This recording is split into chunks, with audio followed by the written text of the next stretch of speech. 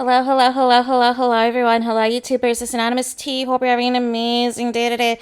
So today we're talking Real Housewives of Atlanta. Today we were talking Marlo Hampton because she was on Carlos King's podcast today. And I've got to hand it to Carlos King. He is being very strategic on who he is having on this podcast and who he is not having on the podcast, you guys.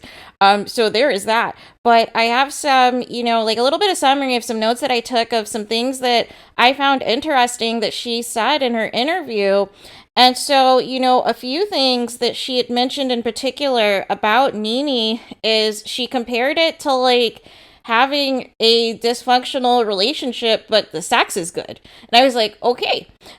So she said basically she accepts Nene for who she is and that she understands that she sometimes throws shade and sometimes, it hurts her feelings or what have you because she's sensitive. But she also knows when Nene sees you in person that she's still going to, crack jokes and act as if nothing happened, act as if she wasn't shading you wearing a fur coat in the middle of Atlanta in the summer, you guys.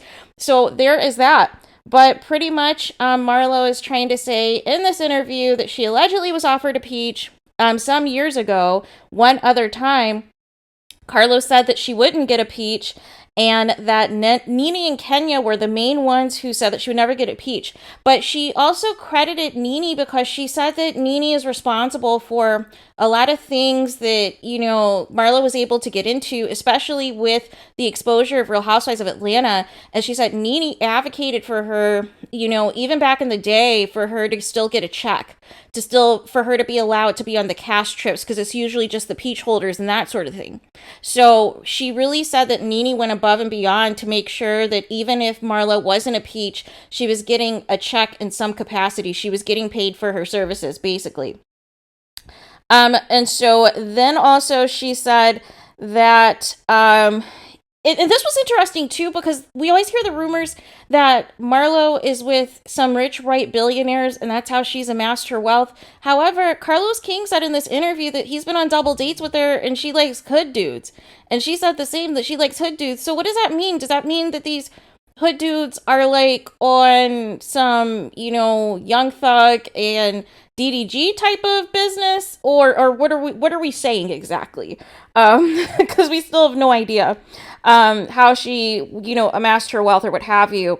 And so then Carlos talked about how he used to cuss out the cast because during season 9, when they did that glamping scene, remember that scene where Marlo went in on Kenya because of, her non-relationship with her mother and everything else. She said that Kenya was not giving Marlo anything and that they were wearing Fashion Nova. Carlos is doing a little bit too much gassing up at this part where he's saying that Marlo is the star and that she is the peach or whatever. No. Let's not get delusional, you guys. Let's not get delusional. I think that's like the biggest disconnect for me this season is that the show is trying very hard to erase history, trying to erase a lot of the iconic moments and trying to recreate the iconic moments with people who weren't even there when it happened or weren't a part of the storyline when it happened. So it's very cringe, it's very awkward and everything else in that capacity. And then the main other things that she was talking about, Carlos made it a point to mention that Nene can be shady and that she's cool. She allegedly is cool with him, but she blocked him also on Instagram. But that still doesn't excuse him for not including her on this upcoming nightcap special with the season 1 Real Housewives of Atlanta cast. Like, make it make sense. Nene made the show and she's nowhere to be found on this episode. So also, I'm trying to think if there is anything else that was really juicy. She said she finally got a Birkin that she was previously on the wait list for, but she basically is alleging that with the exposure of her now having a peach with Atlanta, that now she's getting more access to things and she's not on the wait list anymore, I guess. So there is that. Also, they were also saying that the glory days of Atlanta are gone and Marlo's coming for blood. Marlo said that Kandi and Kenya are taking it personal, and I found this bit interesting. So Marlo basically said that they were upset with her because with her getting this peach, she wanted them to earn their checks, and specifically Kandi. She said Kandi's been boring for several seasons, and she makes more money than me. I wanted her to bring some content this year. I wanted her to work for that check. But my question to you, Marlo, is you've also been on the show for several seasons, and you also stood by while Kandi was, quote, boring for several seasons and making more money than you for several seasons, and you didn't have a problem then when everybody practically made Portia and her personal life and the like their storyline for several seasons. None of you guys bother to bring anything to the table, to bring any storylines to the table. And now all of a sudden that Portia's gone, now it's like, oh, we have to work now.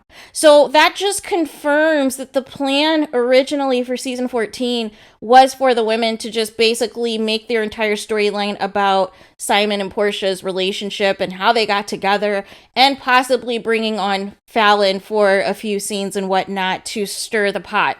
It really just confirms that they scrambled. That's really what Marlo just basically said.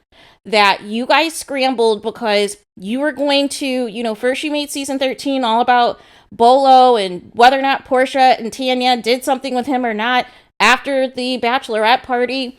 And then next thing you know, we get the news about Simon, which Marlo alleges that she already knew about before the rest of the world. And it just seems like she just confirmed it. She confirmed it that everybody was going to mail it in and go in on Portia. Because why now would you care for the past 6 years when Kandi has not been contributing, you guys? Make it make sense. So, and then she said she used to be in her feelings about not having a peach. She used to question why she wasn't getting one. And, then she realized, of course, that she could never be Nene or Kenya or whoever.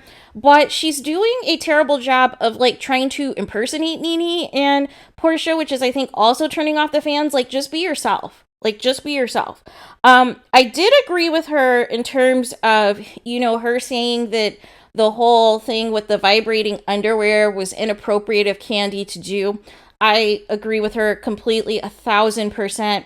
And she also went in on this particular interview and said, hey, you're the same person that's saying that your husband isn't sleeping with you, yet you are, parading around these vibrating underwear and you're doing all this freaky stuff, but yet you're not doing that at home. And also, she talked about Kenya. She talked about Kenya pretty bad. Said that Kenya has no storyline. Her storyline surrounds, Brooklyn and Mark, but really, there's nothing that she is bringing to the show and this and that. So, it's just crazy. It is just very crazy. And then she was mad at Kenya because Kenya wouldn't wear any authentic designer wear for her event. So, she was upset about that. But yeah, it was just funny, her quotes about Kandi, because she was like, she agreed with Kenya in terms of it being disgusting and tacky, but then she made this statement, you guys. She said, we have enough babies and diseases. We don't need more sex. Teach us how to start businesses. Your man is complaining he don't have enough sex and you're trying to get him to vibrate the panties. You sound stupid. So it's just it kind of felt like it was recruiting, and it felt like it was, an invasion of privacy. It was not respecting people's boundaries, especially with there being single people on the trip. And I know some people in the comments are going to be like, oh, people are being prude. People are overreacting. Kandi was just trying to promote bedroom Kandi and this and that. But here's the thing.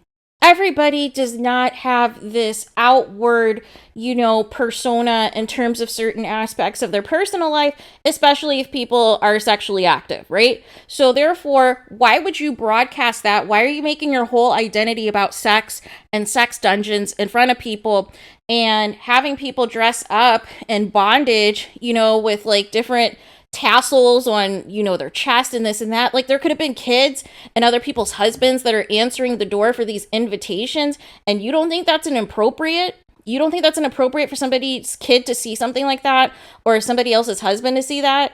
No. It was way too far, and it needs to be called out.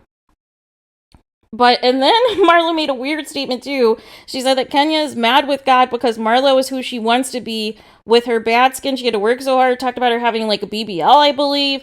As she said that she doesn't feel a way when Kenya tries to come for her mug shots and this and that, because she feels like her reads are dysfunctional. She also mentioned that Jazzy Faye tried to get with her back when Sierra's song Goodies came out, and he might be making appearances on the show later this season, it sounds like.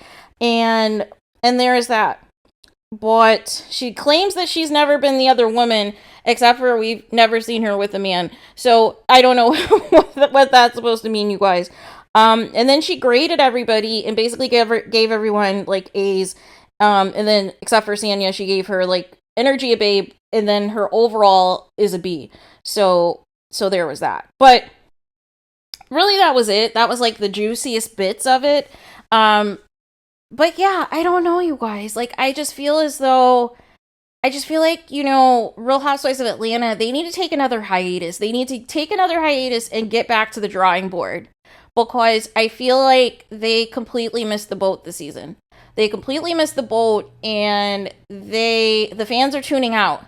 The fans are tuning out because they're not here for any of the shenanigans, you guys. So there is that. But let me know what your guys' thoughts are. What do you guys think of Marlo's comments? What do you think about her comments on Kandi and Kenya? That was mainly what the interview was about. She was just shading the heck out of the both of them, you guys. So there is that. But let me know what you think in the comments. Please do not forget to like, comment, and subscribe. Hit the notification bell so you're notified the moment I post new content on my channel. And with that being said, I'll talk to you guys again very soon.